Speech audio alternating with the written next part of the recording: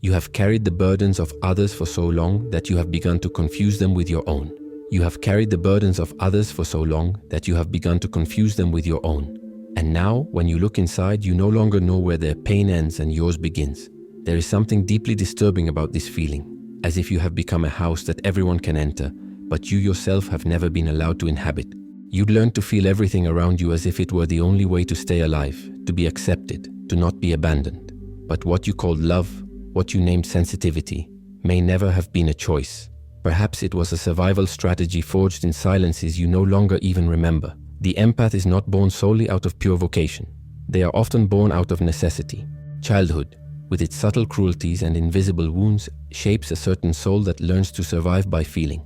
You became the mirror of your environment because it was the only way to predict danger, to avoid explosion, to ensure that love would not be taken away.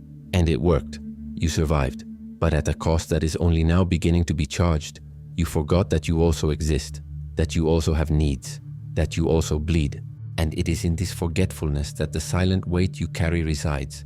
Because while you emptied yourself to fit in with others, something inside you began to die of thirst.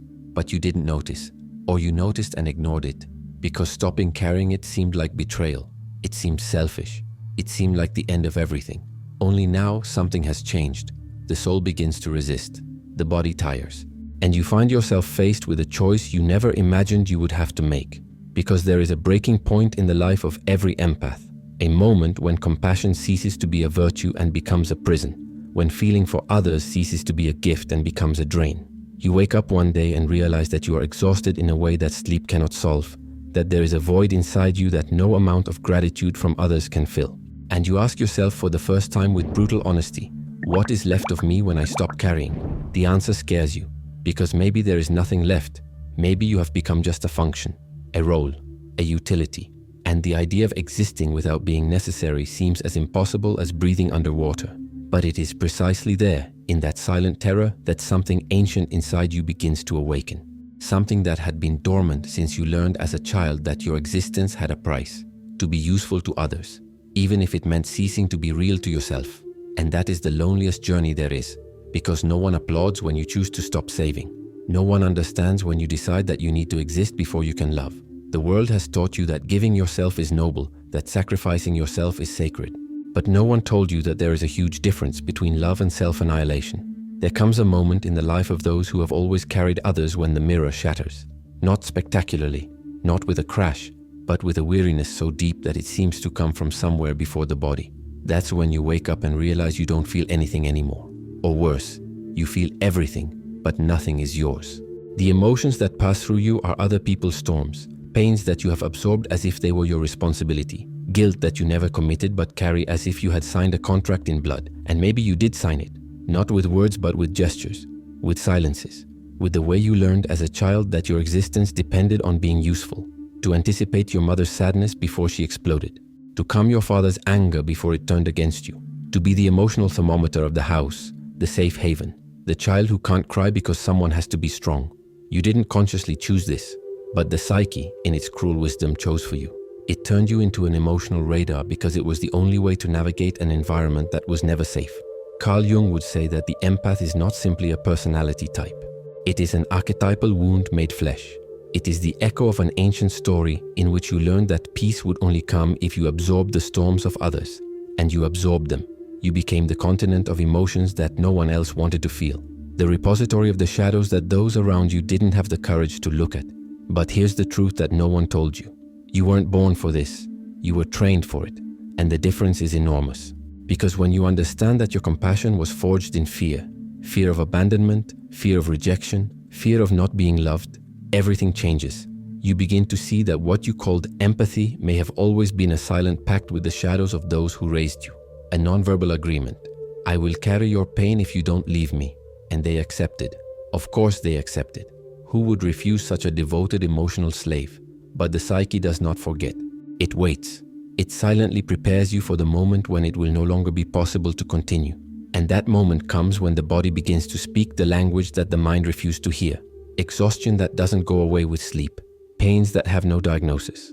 A sadness that seems to come from a bottomless pit, but that you can't name as your own because you've always been too busy naming others. It is at this point that something inside you begins to whisper What about me? Not with anger, not with revolt, but with an almost childlike fragility, as if a forgotten part of you, the one that has been silenced for so long, finally had the courage to ask, what about my pain? Who carries mine? And the answer is a silence so heavy that it hurts more than any scream. You see, the empath lives in a specific illusion, that if they carry enough, one day they will be carried. If they love enough, they will be loved in return. If they save everyone, someone will come to save them. But life isn't fair in that math, because the people you saved didn't learn to save. They learned to be saved. And you, without meaning to, taught them that. Every time you showed up to solve, to calm, to carry, you sent a silent message. Don't worry, I'll take care of it. And they believed it, and you became invisible, not as a person, but as someone who also needs help. And here lies the cruelest paradox. You feel invisible precisely because you never stopped showing yourself. But what you showed was always your function, never your essence. You were the advisor, the healer, the savior, the martyr. But who are you when you're not carrying anyone? Do you know? Have you ever asked yourself? Or does the idea of existing without being needed terrify you so much that you prefer to keep carrying, even if it kills you little by little? Jung called this the persona, the mask you wear to survive in the world. Except you've worn this mask for so long that it's stuck to your skin. And now you no longer know if there's a face underneath. And it's scary, because taking off the mask means facing the void. It means looking in the mirror and discovering that you have always been a character in other people's stories, never the protagonist of your own. But there is something even more disturbing about this revelation. You realize that on some deep level you needed this role, because being needed was the only way to ensure that you would not be discarded. You made yourself indispensable to avoid abandonment. And in that there is a subtle manipulation, a form of control that you never wanted to admit. If they need you, they can't leave you. If you're the one who solves everything, you have a guaranteed place. But what kind of place is that? A place conquered by fear, sustained by exhaustion, maintained by the annulment of who you really are. And when you see this, when you really see it, something inside you shudders, because you discover that your generosity had shadows, that your love had chains, that your compassion hid a childish terror of being abandoned. And this discovery doesn't make you evil, it makes you human, it makes you real, but it also forces you to face an uncomfortable truth. You were an accomplice to your own imprisonment, but the soul does not accept this forever. It rebels. Silently underground, it begins to dismantle what you have built. And you feel it as fatigue, as disgust, as an almost inaudible voice that says, I can't take it anymore. And you are afraid of that voice, because it seems selfish, because it seems like betrayal, because it seems like the end of everything you believed yourself to be. But what if that voice is not your enemy? What if it is the only part of you that is still alive? What if it is the first whisper of a truth you have spent your whole life running away from? That you also matter. That you also deserve to be cared for, that you also have the right to exist without having to justify your existence through your usefulness to others. When the soul begins to resist, it does not ask permission. It simply stops. The body, which for years was the silent workhorse of other people's emotions, suddenly refuses to get out of bed. The mind, which always had an answer for everything, now only feels foggy. And you, who have always been everyone's safe haven, discover that there is no haven for you, only an empty immensity. An ocean that you crossed alone while carrying others on your back. There is a psychological law that Jung identified and that haunts every empath, the law of recurrence. Have you ever noticed that you always meet the same people with different faces? The same mother who needs to be saved, only now she's a friend. The same emotionally absent father, only now he is a partner. The same brother who uses you, only now he is a co-worker. The masks change, but the script is always the same. And you, faithful to your role, always show up to carry, to solve, to sacrifice. This is no coincidence. It is the unconscious orchestrating a repetitive theater to teach you something you have not yet learned. Every person who shows up demanding your infinite sacrifice is not a coincidence. They are a teacher sent by your own psyche. And the lesson is always the same. You are not responsible for the storms that others conjure up. But until you learn this, the unconscious will send you increasingly demanding teachers, increasingly intense crises, until you finally wake up. And waking up in this case is not a relief, it is a collapse.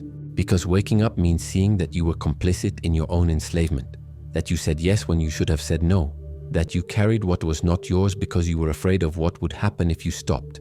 And that fear has a name: abandonment, rejection, loneliness. The child inside you still believes that if you stop being useful, you will be discarded. And maybe she's right. Maybe the people you love will really abandon you when you stop carrying them. But here's the question no one wants to ask. Do they really love you? Or do they love what you do for them? This is the deepest wound of the empath, because you were never loved for who you are, but for what you offer. You are valued for your function, not for your existence. And deep down, you always knew that, but you never had the courage to admit it, because admitting it would mean facing an unbearable truth. You are alone. You always have been. You carried multitudes, but when you fell, no one was there to catch you. And it is in this moment of falling that dreams begin to speak. Jung understood dreams as letters from the unconscious, coded messages that the psyche sends when the conscious mind refuses to listen. And the empath almost always dreams of water. You dream of floods that destroy your home, of drownings where you try to save someone and end up being pulled to the bottom, of storms on the high seas where you are the only one swimming, desperately trying to reach an island that never arrives. Water, in the symbolic language of the unconscious, represents emotion. And when you dream that you are drowning, the unconscious is not scaring you. It is showing you the truth. You are submerged, but not in your own emotions, in the tides of the collective. You are swimming in feelings that are not yours, carrying waves that belong to other people, trying to stay afloat in an ocean that you did not create but agreed to cross. And the most disturbing thing, you are drinking this water as if it were your own essence, as if the pain of others were the only food you know, as if you needed it to feel alive. And maybe you do, because you have spent so much time defined by the pain of others that you no longer know who you are without it. But your unconscious warns you, if you don't get out of this water, you will drown. Not dramatically, but slowly. A gradual erasure. You will disappear while keeping everyone else afloat, and no one will notice, because you have learned to drown in silence. There is an archetype that haunts the empath like a shadow, the savior. You feel deeply, so you imagine you can redeem those who are broken. You believe your compassion has healing power, and maybe it does. But here's what no one told you. What you call redemption often turns into possession. You don't rescue the other person. You sink with them. You don't heal. You contaminate yourself. And then the unconscious, in its brutal wisdom, begins to punish you. Not out of malice, but out of necessity. You feel resentment toward people you love. You feel anger toward those you should protect. You feel exhaustion where there used to be compassion. And you hate yourself for it. How can I feel this way? I should be better. I should be able to do this. But what you don't understand is that this anger, this resentment, this exhaustion, they are not signs of failure. They are signs that something inside you is trying to save you. Because the psyche does not accept being a slave forever. It rebels. And the rebellion comes disguised as tiredness, bitterness, a slow corrosion of the very compassion that once defined you. You think you are failing at love, but in fact you are being called to something greater. Individuation. The process by which the self needs to separate itself from the illusions of the persona and the demands of the collective. It needs to become whole, even if that means becoming alone. And this is where the deepest choice reveals itself. It is no longer between rejection and belonging. It is between people and peace, between continuing to carry on in order to be loved or stopping carrying on in order to finally exist. And this choice terrifies you because it seems impossible. How can you choose peace when peace means disappointing everyone who depends on you? How can you choose yourself when you have been trained your whole life to nullify yourself? But the truth is that you are already disappointing the most important person, you. And how long has this been going on? How many times have you silenced your own needs to meet those of others? How many times have you swallowed your anger, your sadness, your exhaustion because someone needed you to be whole? How many times have you betrayed yourself in the name of a love that may never have been reciprocated? And when you finally stop to count, when you add up all those silent betrayals, you discover that you have spent your entire life abandoning the only person you should never have abandoned, yourself. And this revelation is so painful that many prefer to return to the familiar prison than face the frightening freedom of existing as a priority in their own lives. But there is a point of no return. A moment when the soul says enough with a firmness that does not allow for negotiation. And you feel this not as a thought, but as a visceral need. As if every cell in your body is screaming that it can't take it anymore, that it needs to stop, that it needs to choose. And at that moment, you are facing the most important threshold of your life. The choice between continuing to be who others need you to be, or finally discovering who you are when no one is asking anything of you. There is a truth that no one wants to face about the empath. Their compulsion to save is not purely altruistic. There is something darker operating underneath, something you have hidden even from yourself. Because admitting this truth would demolish the image you have built, that you are good, generous, compassionate. But Jung knew that every light casts a shadow, and the brighter the persona, the denser the darkness it hides. You've saved people your whole life. But why? Was it really because they needed it? Or because you needed to be needed? Did you really want to relieve them? Or did you want to avoid the terror of being dispensable? There is a brutal difference between compassion and compulsion. Compassion is born of fullness. Compulsion is born of emptiness. And you, if you are honest with yourself, know which one has guided most of your actions. You imagine that by saving others, you are practicing love. But what you didn't see is that you are often practicing possession. If I save you, you owe me something. If I carry you, you can't abandon me. That's the unwritten contract. You never signed it in ink, but you signed it with your actions. Every time you showed up to solve the crisis of someone who didn't ask for your help, you were saying, now you belong to me a little. Every time you sacrificed beyond what was reasonable, you were building an emotional debt. And debts bind. That doesn't make you bad. It makes you human, but it also makes you a prisoner. Because while you need to save to feel safe, you're never saving. You're chaining yourself. And the person you saved wasn't freed either. They were captured. You're stuck to each other in a toxic dance where no one grows, no one heals, no one becomes whole. You sink along with the one you were supposed to rescue, and you call it love. But the unconscious cannot tolerate this lie indefinitely. It begins to show you through symptoms you cannot ignore. The resentment that comes out of nowhere, the anger you feel when someone doesn't thank you enough, the exhaustion that turns into almost hatred. You think, how can I feel this? I should want to help. But that guilt only proves that you still don't understand. You are tired because you are doing something you shouldn't be doing. You are resentful because you are giving something you cannot give. You are exhausted because you are trying to fill the void within yourself with the other person. Jung called this projection. You see in others what you cannot see in yourself. And the empath projects their own need to be saved onto the people around them. You see fragility where perhaps there is only choice. You see victims where perhaps there are only adults responsible for their own lives. And by seeing them as broken, you allow yourself to feel whole. By saving them, you avoid looking at your own wound. But the wound is still there, bleeding silently, growing. And there comes a point when it is too big to be ignored. That's when you realize that you have saved so many people, but no one has saved you. You have been so busy being the hero that you forgot that you also need to be rescued. And now you are alone, exhausted, drowning. And the people you saved, they are fine, they moved on. Because you taught them they don't need to grow up. You'll always be there. And therein lies the tragedy of the savior. You create dependency in those you love. And dependency is not love. It is mutual imprisonment. You keep them small so you can continue to feel big. They keep you busy so you never have to look inside. And everyone loses. But recognizing this hurts. Because it means admitting that you are not who you thought you were. That your kindness had hidden motives. That your generosity concealed a bargain. I'll give you everything, but you promise not to leave me. And they accepted the deal. Until the day you can no longer give. Until the day you collapse. And then where are they? The answer breaks you. They're not there. Because what they loved wasn't you.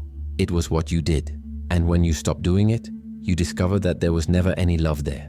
Just a transaction. You were used in the same way you used them. And this revelation is such a brutal mirror that many prefer to go back to saving rather than face it head on. But if you look, if you really look, you'll see something beyond the pain. You'll see an opportunity. The opportunity to stop saving and start loving. For real. No strings attached. No bargaining. No compulsion to make the other person your emotional prisoner. Because only when you let go can love be real. And letting go means accepting something terrifying.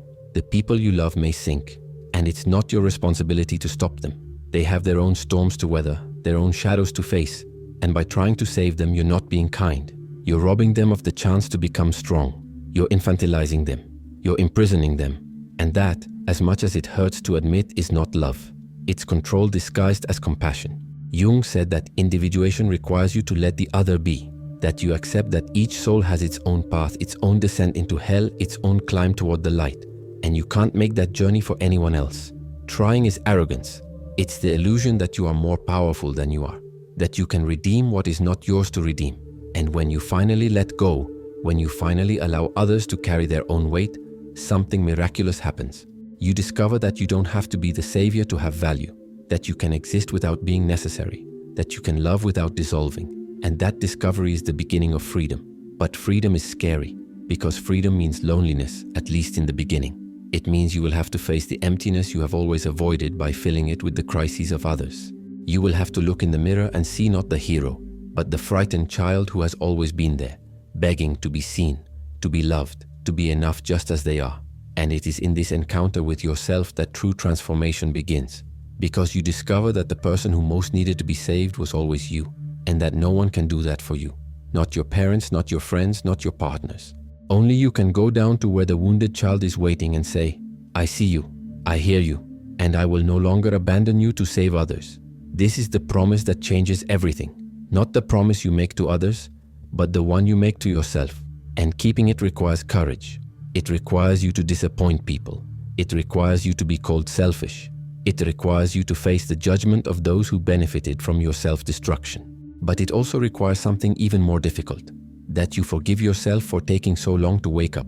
Because guilt will appear. It will whisper that you wasted time, that you ruined relationships, that you could have done things differently. But the truth is that you did the best you could with what you knew. And now you know more.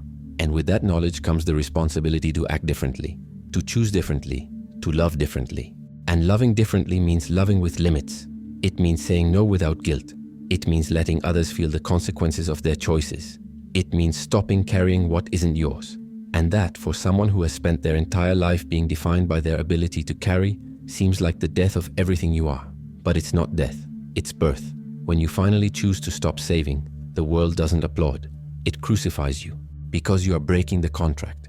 You are saying no to people who have always counted on your automatic yes, and they don't understand, they don't accept it, and most of the time they attack. The accusations start pouring in. You've changed, you're selfish, you don't care anymore, and every word is a nail. Every look of disappointment is a lash. You find yourself being judged by the very people you carried, and the temptation to go back, to prove that you are still good, is almost irresistible. But here's what no one told you. This crucifixion is necessary, because as long as you live for the approval of others, you will never be free. As long as you need to prove your goodness through sacrifice, you will remain a slave. And freedom, true freedom, comes at a price. The price is being misunderstood. It is being rejected. It is being abandoned by those you loved. But this abandonment reveals a liberating truth. They never loved you. They loved what you offered. And when you stopped offering, they left. And that hurts. It hurts in a way that tears you apart, but it also cleanses you. Because now you know. Now you see who was by your side because they truly loved you, and who was there only because you were useful. And those who stay, if they stay, will have to learn to relate to you in a new way. No longer as a savior, but as an equal. No longer as a function, but as a person. And many will not be able to make that transition, because they don't want an equal. They want an emotional slave. And when you refuse to play that role, you become unbearable to them. There is a specific loneliness in this process, because you are between two worlds. You are no longer who you were, the tireless martyr everyone knew, but you have not yet fully become who you will be. You are on the threshold, and the threshold is the loneliest place there is. There is no manual, there is no map, there is only you, your pain, and the choice that must be made over and over again. Return to the known prison or move toward the unknown freedom. And at this crossroads, something inside you cries out for help. Because transformation without structure becomes chaos. Awakening without direction becomes despair. You need something to organize the internal chaos, to give you the language to name what you feel, to show you that you are not crazy, you are awakening. And that is precisely why there is something like the codes of the white rabbit. Not as a magic formula, but as a map for those who are lost on the threshold. As a conceptual mirror for those who can no longer recognize themselves. As structured company for those who are making the loneliest journey of their lives. Because individuation does not happen in a vacuum. You need references, practices that anchor you, insights that guide you through the layers of pain and reconstruction. The codes are for those who understand that they can no longer live as they used to, but still don't know how to live differently. For those who are tired of empty theories and want something that dialogues with real pain, with real confusion, with the visceral fear of becoming selfish when choosing yourself. It is a program that accompanies you from recognizing the unconscious pattern to rebuilding yourself as someone who can love without losing themselves, who can give without emptying themselves, who can exist without needing to be necessary. You don't need this to transform. The transformation will happen anyway if you choose to continue, but it will be slower, more painful, more prone to relapses and detours. And you've suffered enough. You've carried enough. You've sacrificed enough. Maybe it's time to have something or someone is to carry you a little while you learn to walk on your own 2 feet. If this resonates, the link is in the description. If not, that's okay. The important thing is that you keep going, that you don't give up on yourself in the middle of the journey. Because what's at stake here isn't temporary comfort. It's your soul. It's the possibility of you finally existing, not as a reflection of others' needs, but as a real, whole living presence. And that's not negotiable. It can't be postponed. Either you choose now, or you spend the rest of your life postponing the only thing that really matters, becoming who you are. And becoming who you are requires going through the crucifixion without running away, without turning back, without begging others to accept you back into the old mold. Because the crucifixion of the empata is not punishment, it is purification. It is the moment when everything that is not essential is torn from you. The masks, the personas, the borrowed identities, the roles you played to survive, all of that must die. And death hurts. Death terrifies. Death makes you question whether it's worth it. But on the other side of death is resurrection. And resurrection is not going back to who you were. It is becoming who you always should have been. It is discovering that without the weight of others, you are light. That without the compulsion to save, you are free. That without the need to be needed, you are enough. And enough is something you have never experienced. You have always been defined by lack. By the lack you saw in others and tried to fill. By the lack you felt in yourself and tried to hide. But now, for the first time, you can discover what it means to be complete. Not because you have everything, but because you don't need anything outside yourself to feel whole. This completeness frightens those who still live in lack. That is why they crucify you, because your peace exposes their prison. Your wholeness reveals their emptiness, and they are not ready to see that. So they attack. They call you cold, distant, selfish. But these accusations are not about you. They are about them. They are projections of their own shadow that they don't have the courage to face. And you don't need to defend yourself. You don't need to prove anything. You don't need to convince anyone that your choice is valid, because you are not choosing against them.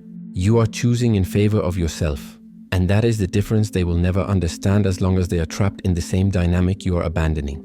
So you move on, even if you're bleeding, even if you're misunderstood, even if you're alone, because you now know that loneliness is different from abandonment.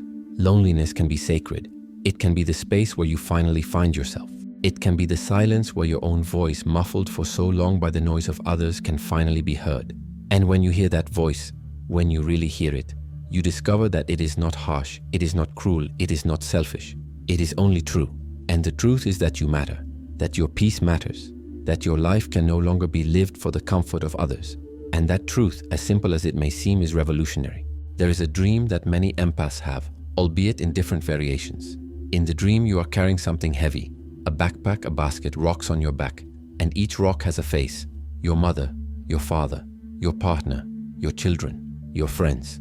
You walk through a dark forest, bent under the weight, your knees trembling, and you know that if you stop, if you let go, something terrible will happen. So you keep going, even when your bones scream, even when you can no longer breathe properly. You keep going because that's the only thing you know how to do, until at some point in the dream, you simply collapse. Not by choice, but because your body can't take it anymore, and the stones roll away, and you wait for disaster, but disaster doesn't come. On the contrary, the stones, upon touching the ground, begin to change. They take root, they sprout, they turn into trees. The forest around you, which was once dark and threatening, suddenly lights up, and you realize, still lying on the ground, exhausted but alive, that those stones were never yours to carry. They were seeds, and they needed to be planted. But you, by carrying them on your back, prevented them from touching the ground. You prevented them from growing. This dream is not random. It is your psyche showing you a truth that you have not yet been able to consciously accept. By carrying the burdens of others, you are not helping. You are hindering them, preventing them from touching the ground of their own lives, preventing them from taking root in their own pain, preventing them from growing through their own crises. Because growth does not come from comfort. It comes from struggle. It comes from having to get up on your own after a fall. It comes from facing your own shadows without anyone to blame or to save you. And by repeatedly saving others, you keep them eternally childish, eternally dependent, eternally incapable of becoming who they should be. And here is the deepest paradox of love. Sometimes to love is to let go. Sometimes to love is to let fall. Sometimes to love is to watch someone you love sink, knowing that only by hitting rock bottom will they be able to propel themselves upward. And that goes against all your empathetic instincts. It goes against everything you've been trained to do. But the truth is, you never really saved them. You just postponed the inevitable. You just cushioned the fall. You just created an illusion of security that crumbles the moment you're no longer there. And then they fall from an even greater height. And the pain is even worse. So maybe the most loving thing you can do is stop. Stop showing up to fix things. Stop anticipating crises. Stop carrying what isn't yours to carry. And let them feel the full weight of their own choices, their own emotions, their own lives. This is not cruelty. It is respect. Respect for their ability to grow. Respect for their journey.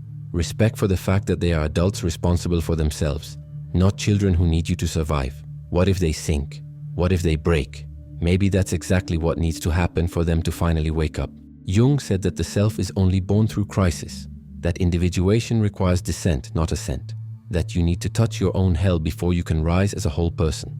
And by depriving others of that descent, you deprive them of the chance to become whole. You see, the empath operates under an arrogance disguised as humility. You think, I need to help because they can't do it alone. But what you're really saying is, I'm stronger than you. I'm more capable. I know what's best for you. And that's not love.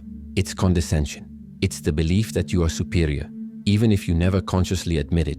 But when you let go, when you truly let go, you are saying, I trust you. I trust your ability to handle your own life. I trust that you have everything you need within you, even if you don't know it yet. And that trust is the most loving gift you can give, because it gives back to others the power that you, without realizing it, stole from them. And when you give back that power, something miraculous happens. You get yours back, because you were also keeping yourself small by needing to be big for others. You were also denying yourself growth by always being busy carrying. You were also preventing your own seeds from touching the ground. And when you finally stop carrying, when you finally allow the stones to roll, you discover that you don't collapse along with them. You stand upright. Perhaps for the first time in your life, you stand upright without anything on your shoulders. And the feeling is so strange that it almost seems wrong. You feel too light, too empty, without purpose. But then slowly you begin to feel something else, something that was buried under all that weight. You begin to feel yourself, your own emotions, not those of others, your own desires, not the needs of others, your own life, not the one you lived through those you saved. And this discovery is both liberating and terrifying, because you don't know who this person you are finding is. You have spent so much time being defined by your relationship with others that you have no identity of your own. And building that identity from scratch as an adult is one of the most difficult tasks there is, but it is also the most necessary, because without it you will continue to be a mirror, a reflection, a function. And you were not born to be a function. You were born to be a person, with your own desires, your own limits, your own life that does not revolve around solving anyone else's problems. And building that life requires you to do something radical, to put yourself first, not in a narcissistic way, not in a cruel way, but in a healthy way. Before saying yes to any request, ask yourself, do I really want to do this? Or am I doing it because I'm afraid of disappointing someone? Or because I need to be needed? Or because I don't know how to exist if I'm not serving? And when you start asking these questions, many of the things that once seemed mandatory suddenly reveal themselves as choices. And choices can be changed, boundaries can be set, and you can finally start living a life that is yours. But here's what no one tells you. Even after you let go of the stones, you will still hear their phantom weight. You'll still feel the temptation to pick them back up, because they were familiar. They gave you identity. They made you feel needed. And without them, at least at first, you feel strange in your own skin. But resist. Resist the temptation to go back, because every day you live without carrying them is a day you become more real, more whole, more you. And over time, that strangeness gives way to something new. Peace. Not the peace you imagine, noisy, full of others' gratitude, but a quiet, internal, unshakable peace. The peace of someone who has finally stopped betraying themselves. The peace of someone who has chosen to exist instead of just being useful. The peace of someone who has understood that true love begins at home. And home is you. There is a moment in every empath's journey when guilt appears as the last guardian. You have already let go of the stones. You have already gone through the crucifixion. You have already understood that saving was imprisonment, not love. But there is still something holding you back. A voice that whispers at night when you are alone with your thoughts. You abandoned them. You are selfish. You betrayed those who trusted you. And that voice is not new. It has been there since the beginning. Since the first time you dared to think of yourself and felt a tightness in your chest. Since the first time you said no and saw the disappointment in the eyes of those you loved. That voice is old, older than you. And it's not yours. It came from somewhere, from someone. From a mother who taught you that your needs were less important. From a father who showed you that love is sacrifice, not reciprocity. From a family that made you believe that your value lay in how much you faded into the background so that others could shine. You absorbed that voice as if it were true, and you spent your whole life obeying it. But now you need to ask, whose voice is this? When you hear you're selfish for choosing peace, who is speaking? It's not you. It's the echo of someone who needed you to stay small so they could continue to use you. It's the projection of someone who never had the courage to choose themselves and can't stand to see you doing it. Jung would say that this is the voice of the superego, the internalization of collective demands, family judgments, social expectations. And the superego is relentless. It doesn't negotiate. It doesn't forgive. It keeps you trapped through guilt, making you believe that any step toward your own life is betrayal. But here's the truth that dissolves this guardian. The guilt you feel is not evidence of error. It is evidence of conditioning. You were trained to feel guilty whenever you prioritized yourself. It was Pavlovian. Every time you tried to exist outside the role of savior, there was punishment, rejection, silence, accusations. And you learned. You learned that being yourself came at too high a price, so you stopped being. And guilt congratulated you for it. It made you feel noble, virtuous, good. But goodness built on self-denial is not goodness. It is self-destruction masked as virtue. And when you see that, when you really see that guilt is not your conscience speaking, but a control mechanism installed by others, something breaks. You realize that you can question that voice. You can challenge it. You can say, no, I'm not selfish for existing. I'm not cruel for having limits. I'm not a traitor for choosing not to annihilate myself for others. And the moment you say that, the moment you truly believe it, guilt begins to lose its power. It doesn't disappear all at once. It will still whisper. It will still try to pull you back. But now you know it's just a voice, not the truth. And voices can be ignored.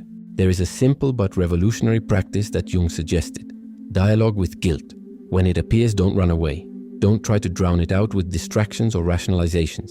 Sit with it. Ask, why are you here? What are you trying to protect me from? And listen. Really listen. Because guilt, as painful as it is trying to keep you safe. Safe from abandonment.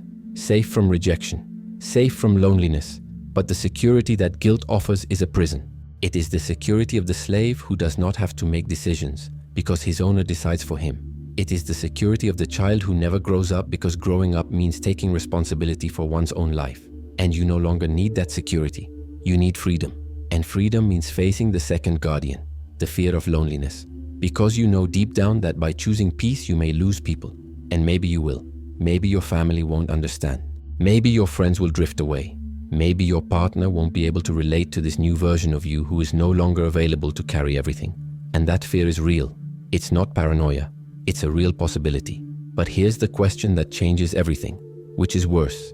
Being alone or being surrounded by people who only want you when you're destroying yourself for them? Because that's not companionship. It's exploitation. And you've confused the two for too long. You've accepted crumbs of affection in exchange for mountains of sacrifice and called it love. But love doesn't leave you exhausted. Love doesn't make you feel empty. Love doesn't require you to cease to exist so that the other person feels good. So maybe the loneliness you fear so much is actually liberation. Maybe it's the sacred space where you can finally hear your own voice without interference, where you can discover what you really want, what you really feel, who you really are, without having to perform, please, or save. And in that loneliness, something unexpected happens. You discover that you are not really alone. You are with yourself. And for the first time in your life, that is enough. You don't need external validation to know that you exist. You don't need the gratitude of others to feel that you have value. You don't need crises to solve in order to have purpose. Your purpose is no longer to be at the service of others. It is to be at the service of your own soul. And that is not selfishness. It is responsibility. Responsibility to honor the life you have been given. Not to waste it by being just a function in the story of others. To finally inhabit your own body, your own life, your own existence. But there is an even deeper layer to this fear. Because it's not just the fear of being alone. It's the fear of discovering that you don't know who you are without others. That your entire identity was built in relation to them. As a caring child, a helpful friend, a supportive partner. And if you are no longer these things, what is left? This is the most frightening question that the empath faces. And the answer doesn't come quickly. It doesn't come easily. It comes through silence, through solitude, through the emptiness you've always avoided. You need to sit in that emptiness long enough for something to begin to emerge. And what emerges is not a ready-made identity, but a presence, the feeling of being alive, not as a function but as a being. And this presence needs no justification. It doesn't need to prove its worth. It doesn't need to be useful to deserve to exist. It simply is. And when you touch that, when you truly touch that presence that is you stripped of all roles, you understand that you were never alone. Because you always had yourself. You just didn't know that was enough. The guardians, guilt and fear will still be there. But now you know they are not protecting you. They are imprisoning you. And you can get through them. You can feel the guilt and move on. You can feel the fear and choose peace anyway. Because you have understood something fundamental. There is no peace without choice, and choice always involves loss. You will lose your identity as a savior. You will lose relationships that only existed because of the dynamics of dependence. You will lose the illusion of control that came from being indispensable. But what you gain is infinitely greater. You gain yourself. And this exchange, your soul in exchange for the approval of others, is the only exchange that has ever been worthwhile. It just took you a while to realize it because you were too busy carrying everyone but yourself. And now, on the other side of the guardians, you are ready for what the mystics called the sacred marriage. The moment when you finally unite not with another, but with yourself. When you finally pass through the guardians and choose to stay, something begins to reorganize within you. It's subtle at first, as if scattered fragments of who you are begin to find each other. Pieces of soul that were lent to others return, and you feel it not as a thought but as a presence, as if you were finally occupying the entire space of your own body. Alchemists called this process conjunctio, the sacred marriage. Not between you and another person, but between the parts of yourself that were at war. The part that wanted to give and the part that wanted to receive. The part that loved others and the part that loved itself. The light and the shadow. The hero and the wounded child. All these parts which you kept separate for so long begin to come together. And from this union something new is born. Not the blocker you were, that died on the cross. Not the selfish person you feared becoming, that never existed. But someone whole. Someone who can love without dissolving. Someone who can give without emptying themselves. Someone who can be with others without ceasing to be with themselves. That someone no longer carries, but is present. No longer saves, but accompanies. No longer sacrifices, but loves. And that love that comes from wholeness, not from lack, is more powerful than anything you have offered before, because it has no resentment. It has no weight. It has no chains. You discover that you can say no without guilt and yes without obligation. That you can help when you want to and step back when you need to. That you can care deeply about someone and still not carry their choices. And that doesn't make you cold. It makes you free. And freedom is the only soil where true love grows. The people around you will notice the change. Some will be scared. They will say that you are no longer the same person. And they're right. You're not. You were a shadow trying to become real through others. Now you are real. And reality scares those who still live in illusion. But some people, the right ones, will approach your new form, not because you're useful, but because you're real. And they want truth too. They want relationships without games, without toxic dependencies, without rescue contracts. And with these people, you will build something you never had before. Connections where no one gets lost, and you will realize something extraordinary. You become better for others when you stop nullifying yourself for them. Because now when you show up, you are whole. You are not divided between what you want and what they need. You are present. And presence, true presence, is the rarest gift anyone can give. Before you offered hours, energy, solutions, but you never offered yourself because you weren't there. You were too busy being what others needed you to be. But now, even if you are less available in quantity, you are infinitely more present in quality. And people feel that, the ones who matter at least. Jung said that individuation is not about becoming perfect, but about becoming whole. And wholeness includes your flaws, your limitations, your no's.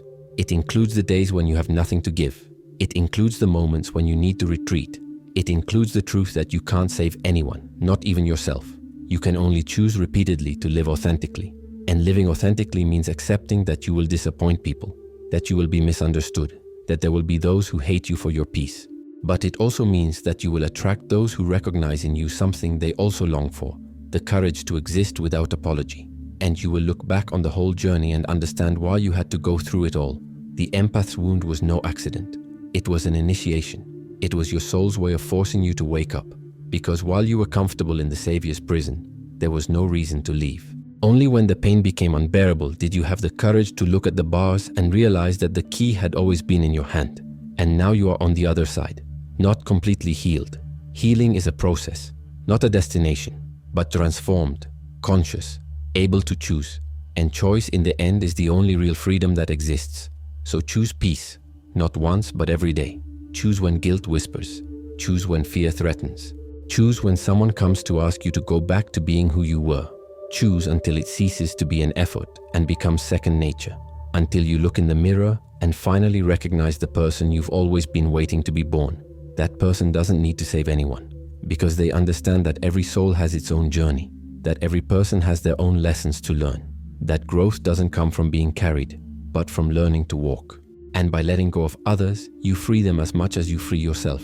There is one final image that is worth carrying with you. Imagine that you are in a dark room. For years, you held a flashlight to light the way for others. You illuminated their every step, every obstacle, every choice. But you yourself never saw your own path. You stumbled, fell, got hurt, but you continued to light the way for others. Until one day, you turned the flashlight on yourself. And for the first time, you see where you are. You see where you want to go. You see that your path exists and that it matters. And when you start walking, lighting your own way, something magical happens. Your light becomes stronger, and it naturally illuminates not only you but everyone around you. Only now it's different. You're not lighting their way, you're shining. And your shine shows them that they can shine too, that they can also light up.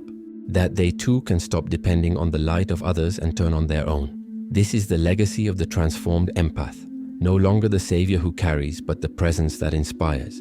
No longer the martyr who fades away, but the flame that shows others that they too can burn. And when you reach this point, you understand that it was never about choosing between people or peace. It was about understanding that the only way to truly love people is to first make peace with yourself, that you cannot give what you do not have. That love without peace is just a desperate transaction. But love that comes from peace, that love transforms worlds. So make peace with your shadow, with your guilt, with your past, with the choices you made when you didn't know you could choose differently. Make peace with the time you wasted saving those who didn't need to be saved. Make peace with the loneliness you had to face to find yourself. And start today. Not tomorrow, not when you're ready, because you'll never be completely ready. Start now, with a no, with a boundary, with a moment when you choose yourself, and then another, and another, until choosing yourself is no longer a revolution but a breath of fresh air. And if you want a question to take with you, a question that will guide you whenever guilt tries to pull you back, it is this: am I doing this because I want to, or because I'm afraid of what will happen if I don't? And if the answer is fear, you already know what to do. You already know that the path is always through fear, not around it. What was the last yes you said out of fear of disappointing when your whole body was screaming no? Leave your answer in the comments. This awareness is the first step to breaking the pattern. If you've made it this far, you've already taken a step beyond most people. You watch the videos. You reflect on each idea. Now the question is, how far do you want to go with this? If you want to take the next step and truly apply this knowledge to your life, the White Rabbit codes are ready for you. The link is in the video description. Remember, success is a decision. The choice is yours. Count on me and follow the White Rabbit.